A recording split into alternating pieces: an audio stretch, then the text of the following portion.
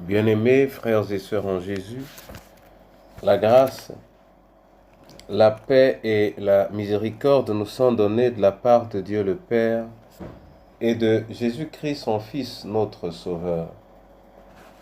Amen. Pour notre méditation de ce jour, nous allons lire le psaume 133. Mais avant la lecture, nous chantons le numéro 86. Venez au Sauveur qui vous aime, dans Chant de victoire. Venez au Sauveur qui vous aime, venez, il a brisé vos fermes, il veut vous recevoir lui-même, ses bras vous sont ouverts. Oh, quel beau jour, Sauveur fidèle, quand nous appuyons sur ton bras, dans la demeure paternelle, nous porterons nos pas. Venez pécheurs, il vous appelle, le bonheur est dans son amour. Donnez-lui ce cœur rebelle, donnez-le sans retour. Oh, quel beau jour, Sauveur fidèle, quand nous appuyons sur ton bras, dans la demeure paternelle, nous porterons nos pas. Le temps s'enfuit, l'heure s'écoule, qui sait si nous vivrons demain? Jésus est ici dans la foule, saisissez sa main. Oh, quel beau jour, Sauveur fidèle, quand nous appuyons sur ton bras, dans la demeure paternelle, nous porterons nos pas. Alléluia. Psaume 133. Voici, oh, qu'il est agréable, qu'il est doux pour des frères de demeurer ensemble. C'est comme l'huile précieuse qui, répandue sur la tête, descend sur la barbe d'Aaron, qui descend sur le bord de ses vêtements. C'est comme la rosée de l'Hermon, qui descend sur les montagnes de Sion, car c'est là que l'Éternel envoie la bénédiction, la vie pour l'éternité. Amen. Bien-aimés frères et sœurs en Jésus, hier, nous parlions des souffrances de Christ, nous parlions de ses peines à travers le psaume précédent, nous parlions de ses douleurs, nous parlions également de ses sacrifices à la lumière de l'engagement de David pour trouver une place où dormirait l'Éternel, où se reposerait l'Éternel. Et l'Éternel a promis alors que, à la suite de cela, il y aura toujours quelqu'un sur le trône et la couronne de l'Éternel ou la couronne de loin sera perceptible. En effet, cette couronne a été manifeste à travers l'événement d'hier qui a été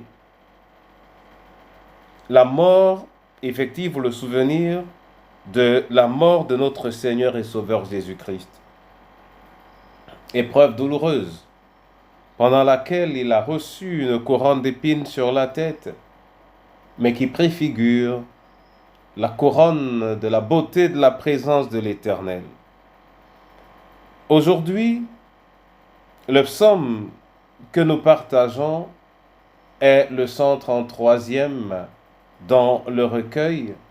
Et là, nous avons ce chant de joie, ce chant de vie pour ceux qui sont ensemble. Oh, qu'il est beau ou qu'il est doux pour des frères de demeurer ensemble. C'est comme l'huile précieuse qui, répandue sur la tête, descend sur la barbe. Voici, oh, qu'il est agréable, qu'il est doux. Bien-aimés en Jésus,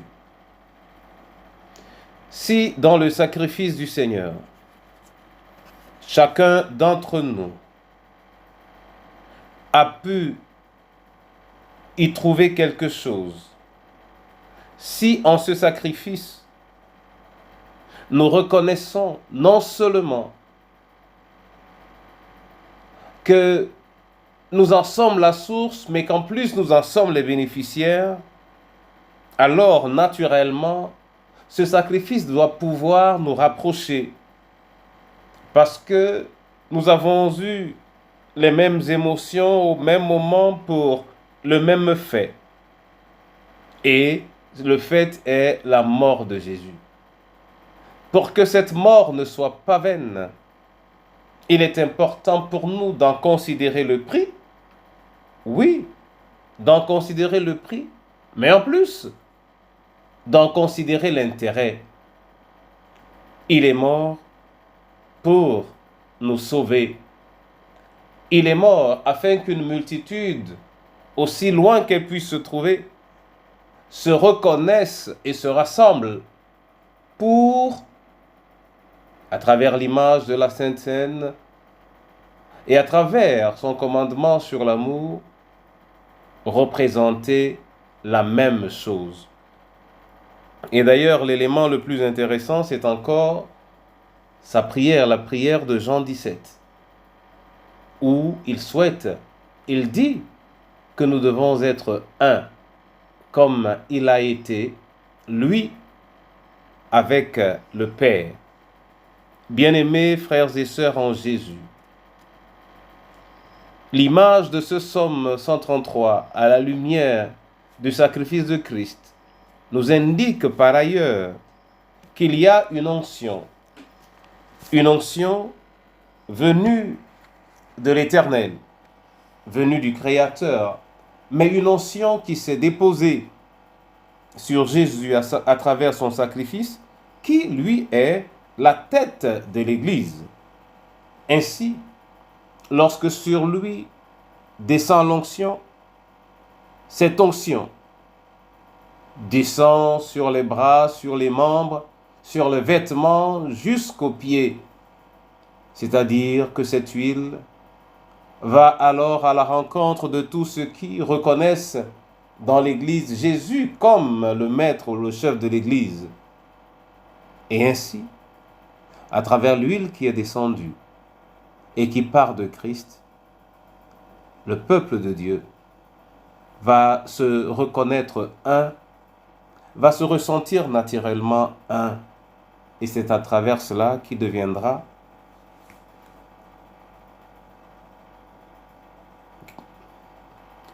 un courant d'huile, un courant d'onction, un courant de bénédiction pour tous ceux qui, d'une manière ou d'une autre, ont accepté Jésus-Christ comme Seigneur et Sauveur. Vu de la sorte, il n'est pas possible d'accepter les écarts qui souvent existent dans nos différentes communautés, les haines, les gênes, les batailles. Si pas extraordinaire, ces choses existent. C'est que tous ne reconnaissent pas en Jésus la tête de l'Église et tous ne sont donc pas sous la coulée de l'onction de salut que nous avons reçue à travers le sacrifice ultime de Christ sur la croix. Il nous est donc important en cette saison et particulièrement aujourd'hui de reconsidérer notre manière de nous mettre ensemble, de donner une place particulière à l'importance de la reconnaissance de Christ Jésus comme Seigneur et Sauveur. Car si nous formons une famille au sein de laquelle nous ne reconnaissons pas tous Jésus comme Seigneur et Sauveur, nous ne pourrons pas bâtir une église qui appartienne au Sauveur. Mon frère et ma sœur, le long de ce jour, interrogeons-nous, demandons-nous ce que nous avons fait du sacrifice de Christ et demandons-nous si nous avons gardé nos mains tendues pour recevoir l'onction de sa part et de sa part seule, non seulement en vue d'être chrétien, mais en vue de pouvoir l'être avec les autres. Qu'il bénisse sa parole, et que son peuple, son véritable peuple, soit effectivement béni au nom de Jésus. Amen. Seigneur, je te rends grâce et je te célèbre pour l'onction que tu fais descendre sur nous entre le jour de ta mort et celui de ta résurrection. Nous te disons merci Seigneur pour cette onction et nous la réclamons même afin qu'elle puisse nous convaincre de ce qui s'est passé, mais également nous préparer pour vivre pleinement ta gloire. Éternel, accorde-nous également le long de ce jour, à la lumière du sacrifice que tu as fait, de découvrir, de lister au besoin ceux des domaines dans lesquels nous avons reçu ton salut à la suite du sacrifice de Christ. Car si nous avons été sauvés, alors il faut vivre comme des sauvés. Si nous avons été libérés, alors il faut vivre dans la liberté. Manifeste-toi de toute manière. Entre tes mains les veuves et les orphelins. Oui, Seigneur, que cette saison soit pour eux une saison particulière de restauration, comme tu le feras d'ailleurs pour chacune de nos familles. Pour ton Église, c'est le moment ou jamais. Seigneur Jésus, c'est le moment ou jamais. Seigneur Jésus, c'est le moment ou jamais.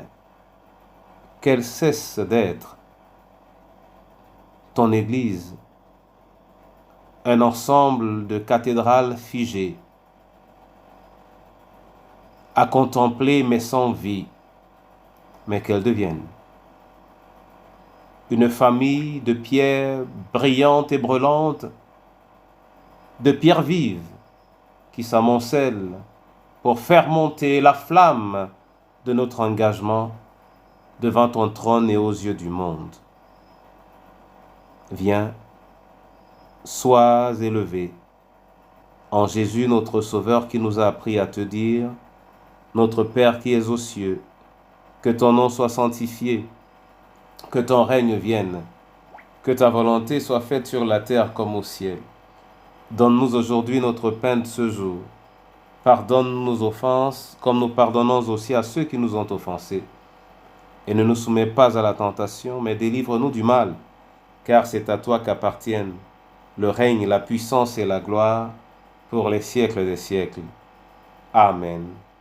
Que le Seigneur lui-même ouvre les écluses des cieux et qu'il fasse descendre son huile sur vous, faisant de vous de véritables chrétiens, au nom de Jésus. Amen.